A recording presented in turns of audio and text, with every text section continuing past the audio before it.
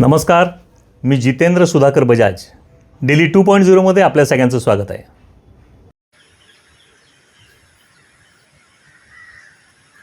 भिवंडी येथे 30 जुलै रोजी धोकादायक इमारत कोसळून 9 जणांचा मृत्यू झालेल्या दुर्दैवी घटनेच्या पार्श्वभूमीवर ठाणे महानगरपालिकेचे आयुक्त सौरभ राव यांनी शहरातील जुन्या आणि मोडकळीस आलेल्या इमारतींबाबत तातडीनं प्रतिबंधात्मक उपाययोजना राबवण्याचे निर्देश दिलेत. मुख्यमंत्री कार्यालयाकडून प्राप्त झालेल्या सूत्रानुसार तसंच शासनाच्या मार्गदर्शक तत्वांनुसार सर्व विभाग समितींनी आपापल्या कार्यक्षेत्रातील जुन्या आणि धोकादायक इमारतींची पुन्हा सखोल पाहणी करून आवश्यक ती कारवाई करण्याचे आदेश देण्यात आलेत. C1 प्रवर्गातील धोकादायक इमारतींना महाराष्ट्र महानगरपालिका अधिनियमांच्या कलम 264 अन्वये नोटिसा बजावून रहिवाशांना संभाव्य धोका समजावून सांगत इमारती तातडीनं रिकाम्या करून निष्कासित करण्याची कार्यवाही करण्यात यावी.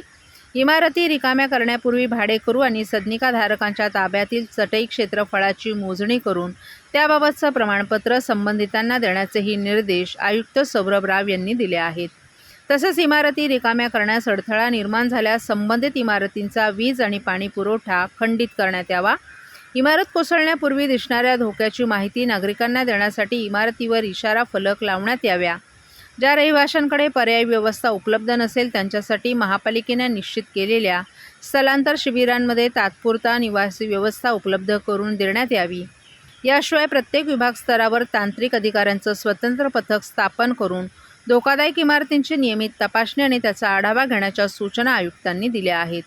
C2A, C2B आणि C3 प्रवर्गातील इमारतींबाबत शासनाच्या परिपत्रकानुसार आवश्यक ती कार्यवाही करण्याचे निर्देश देत आयुक्तांनी सर्व विभागांनी समन्वयानं काम करून कोणतीही दुर्घटना घडणार नाही यासाठी सर्वतोपरी दक्षता घेण्याचे आदेश आयुक्त सौरभ राव यांनी दिले आहेत.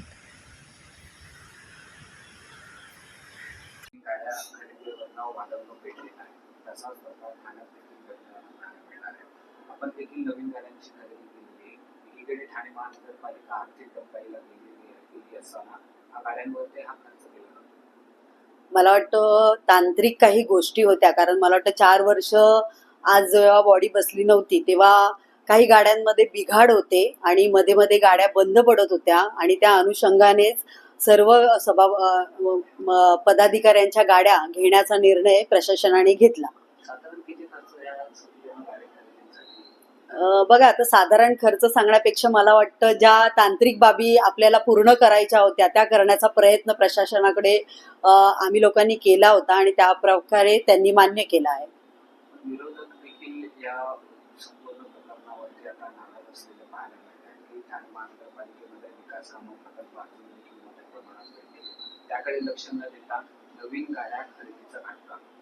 मला वाटतं आज 4 वर्षानंतर जेव्हा प्रशासन आणि महायुतीमध्ये जे सगळे विकास कामं चालू आहेत त्याच्यामध्ये आपले मुख्यमंत्री देवेंद्रजी फडणवीस साहेब आणि उपमुख्यमंत्री एकनाथजी शिंदे साहेब यांच्या मार्गदर्शनाखाली, यांच्या नेतृत्वाखाली महाराष्ट्रातली सर्व कामं तसेच ठाणे शहरातली सगळी कामं, विकास कामं जोमाने चालतील आणि मला वाटतं निधीचा जो अभाव आहे तो ह्या वेळेला कुठेतरी मार्गी लागलेला निश्चितच दिसेल आपल्याला सगळ्यांना. विरोधक देखील आता खरं तर तीव्र टीका करताना पाहायला मिळतात, कसं बघता? नाही, हे बघा, नवीन गाड्या ज्या घेतलेल्या आहेत त्या गाड्या काय एकदम हायफाय नाही आहेत. जो काय प्रोटोकॉल आहे, जी काय आर्थिक तरतूद आहे पदाधिकाऱ्यांना गाडी घेण्याची, त्या आर्थिक तरतुदीनुसारच प्रशासनाने त्या गाड्या घेतलेल्या आहेत.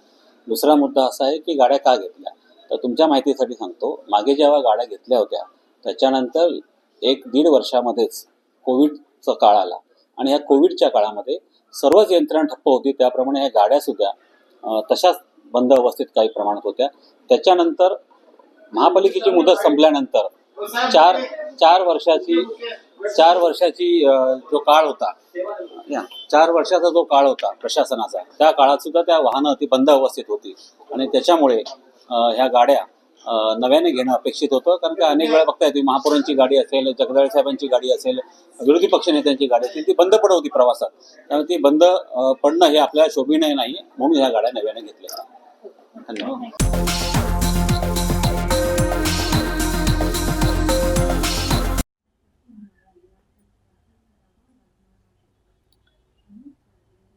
विकासाच्या नावाखाली ठाणे शहरात अनेक पायाभूत प्रकल्प सध्या उभारण्यात येत आहेत. अगदी विकास आराखड्यात नमूद नसलेले प्रकल्प देखील राबवले जात आहेत. सर्वसामान्य नागरिकांना विश्वासात न घेता ही सर्व कामं केली जात असून कायद्याच्या दृष्टीने हे योग्य आहे की अयोग्य हा महत्त्वाचा मुद्दा आहे.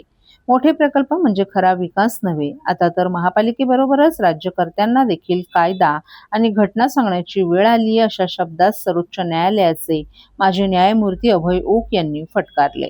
ठाणे शहरातील वाहतूक कशी असावी यांच्यासह विविध विषयांवर आज नौपाड्यातील सरस्वती विद्यालयात एका चर्चासत्राचं आयोजन करण्यात आलं होतं. यावेळी आपले विचार मांडताना अभय ओक यांनी परखड भाष्य केलं.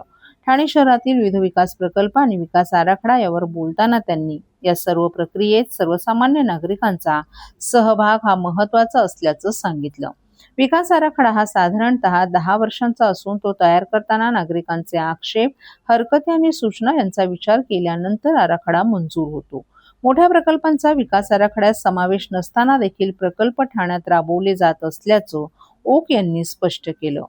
विकास आराखडा तयार करणं आणि त्याची अंमलबजावणी करणं या बाबी प्रत्यक्षात आणताना नगररचना अधिनियमातील तरतुदींकडे दुर्लक्ष करणं योग्य नसल्याचंही त्यांनी सांगितलं.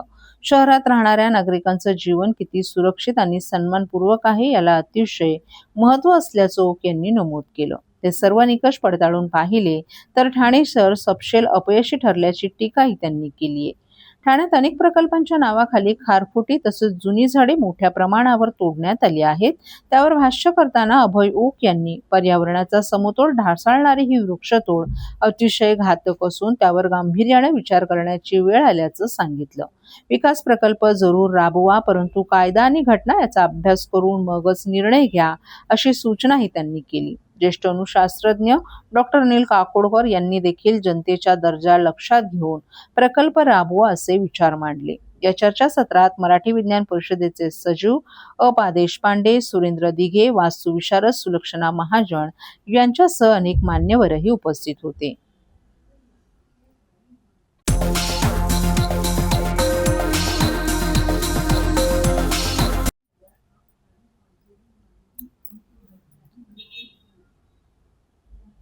खड्ड्यांमुळे मृत्यूची मालिका सुरूच. शहापूरमध्ये मुंबई नाशिक महामार्गावर भीषण अपघात.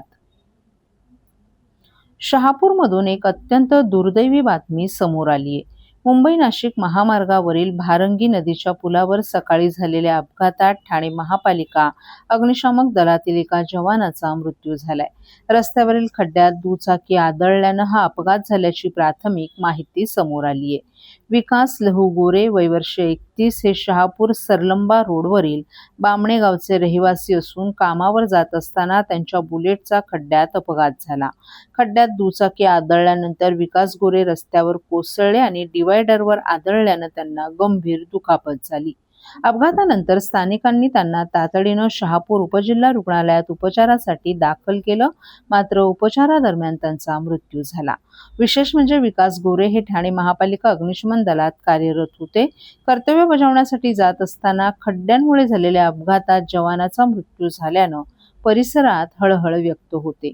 या घटनेनंतर मुंबई नाशिक महामार्गावरील खड्ड्यांचा गंभीर प्रश्न पुन्हा एकदा ऐरणीवर आला आहे. रस्त्यांवरील खड्ड्यांमुळे आणखीन किती बळी जाणार असा संतप्त सवाल स्थानिकांकडून उपस्थित केला जात आहे. महामार्गावरील खड्डे तातडीनं बुजवून रस्त्याची दुरुस्ती करावी आणि वाहन चालकांच्या सुरक्षिततेसाठी प्रशासनानं ठोस उपाययोजना कराव्यात अशी मागणी स्थानिकांकडून करण्यात येत आहे. विकास लहू गोरे यांचा दुर्दैवी खड्ड्यांमुळे दुर्दैवी मृत्यू झालेला आहे. त्याच्या कुटुंबावर जो आघात झालेला आहे, ह्या आघातात सरकारने त्याला काहीतरी आपला ह्या 9 महिन्याच्या 2 मुली आहेत, या मुलींना सहकार्य करावा आणि प्रमुख म्हणून तोच आपला ठाण्याला ड्युटीवर जात असताना नाशिक, बॉम्बे ह्या हवेच्या ठिकाणी असे मोठे खड्डे पडलेले आहेत.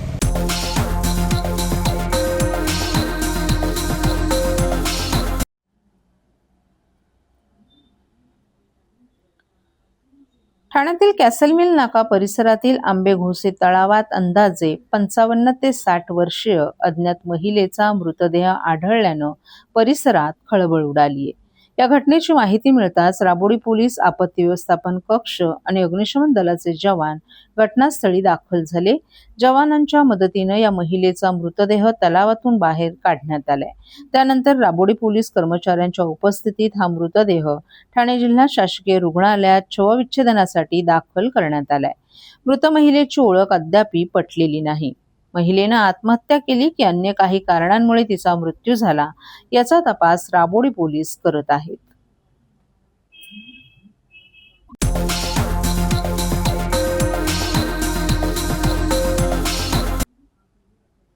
ठाणे शहरात मुसळधार पावसाची संततधार सुरू असतानाच रस्त्यांवर खड्ड्यांचं साम्राज्य निर्माण झाले.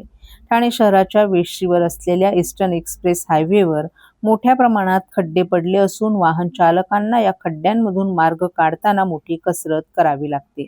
रस्त्यावर पडलेल्या खड्ड्यांमुळे अपघाताचा धोका वाढला असून विशेषतः दुचाकीस्वारांना याचा मोठा त्रास सहन करावा लागतोय. खड्ड्यांबाबत दुचाकीस्वारांनी प्रशासनाविरोधात तीव्र नाराजी व्यक्त केली आहे. दरम्यान खड्डे पडलेल्या ठिकाणी स्थानिक प्रशासनाकडून बॅरिकेडिंग करण्यात आलं आहे.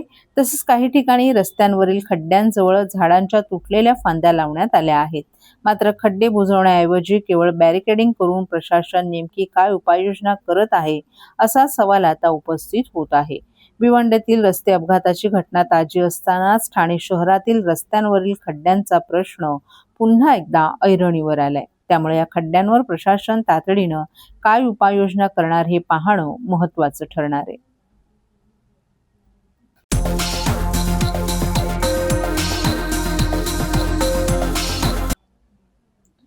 शिवसेनेच्या माजी आमदार आणि नगरसेविका यामिनी जाधव यांची उपमुख्यमंत्री एकनाथ शिंदे यांनी ब्रीच-कँडी रुग्णालयात जाऊन भेट घेतली. गेल्या काही वर्षांपासून यामिनी जाधव या कर्करोगाशी झुंज देत आहेत. गेल्या काही दिवसात त्यांची प्रकृती पुन्हा खालावल्यानं त्यांना उपचारासाठी रुग्णालयात दाखल करण्यात आलं आहे. यावेळी एकनाथ शिंदे यांनी यामिनी जाधव यांच्या प्रकृतीची आस्थेने विचारपूस केली. तसंच डॉक्टरांकडून त्यांच्यावर सुरू असलेल्या उपचारांची आणि प्रकृतीची माहिती घेतली. यामिनी जाधव यांच्या प्रकृतीत लवकरच लवकर सुधारणा व्हावी अशी सदिच्छा शिंदे यांनी व्यक्त केली. यावेळी यामिनी जाधव यांचे पती आणि शिवसेनेचे भायखळा उपनेते यशवंत जाधव हे देखील उपस्थित होते. अशाच विविध घडामोडींची माहिती घेण्यासाठी डेली 2.0ला लाईक करा, शेअर करा आणि सबस्क्राईब करा.